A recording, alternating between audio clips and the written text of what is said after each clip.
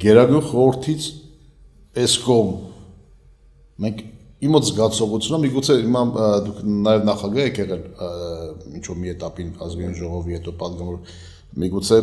դժվարությամբ կընդունեք, բայց արդյոք մենք գերագույն խորհրդից այս կողմ անընդհատ մենք պարլամենտարիզմ չենք կորցրել։ Տեսեք,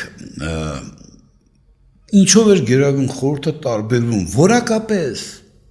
տարբերվում մնացած բոլոր ձևավորված գումարումներից խորհրդարանական, հա? Իմ պատկերացմամբ։ Գաղափարական են ինքը շատ։ Պատասխանատվությամբ այդ գերագույն խորհրդում նստած պատգամավորների ճնշող մեծամասնությունը իրենց զգում էին պատասխանատու։ Ինչպես էին փորձում իրենց պատասխանատվությունը իրացնել, դա հարցի մյուս կողմն է։ Այդ ժամանակ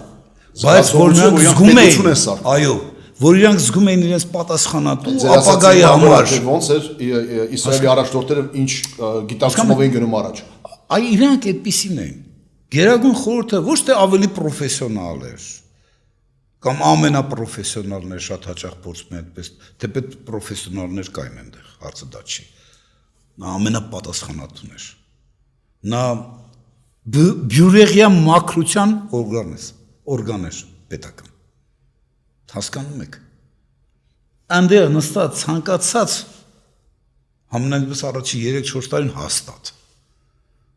ցանկացած պատգամավոր գերագույն խորհրդի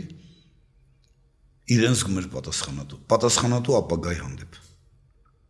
Այդ զգացողությունը կար։ Վիճում էին, քննադատում, կռվում նույնիսկ, բայց ինքում ընկած էր այդ պատասխանատվության իրացման խնդիրը, ինչպես յուրաքանչյուր կարող է կամ կփորձի սխալներ եղել են, իհարկե եղել են։ Հասկանում եք, բայց որ այդ կառույցը թերևս մեր անկախ պետականության շրջանում ամենապատասխանատու քաղաքական պատասխանության առումով որակներով օժտված կառույց էր, ես մի րոպե անգամ եւ մի բան պետք է հիմա ասեմ։ Այդ ամենում շատ կարևոր դերակատարում էր Բաբկեն Արաքսյանը։ Շատ կարևոր, ընդգծում եմ։ Արաքսյանի քաղաքական հեղինակությամբ էր պայմանավորված ներկայացչական մարմնի դերն ու պատասխանատու դերակատարումը ամբողջ պետական կառավարման համակարգում։ Բաբկեն Արաքսյանի անձնական հեղինակությունը, իսկ դա վաստակած հեղինակություն էր, կարող եք չկասկածել։ Ըստ էության երաշխավորում էր,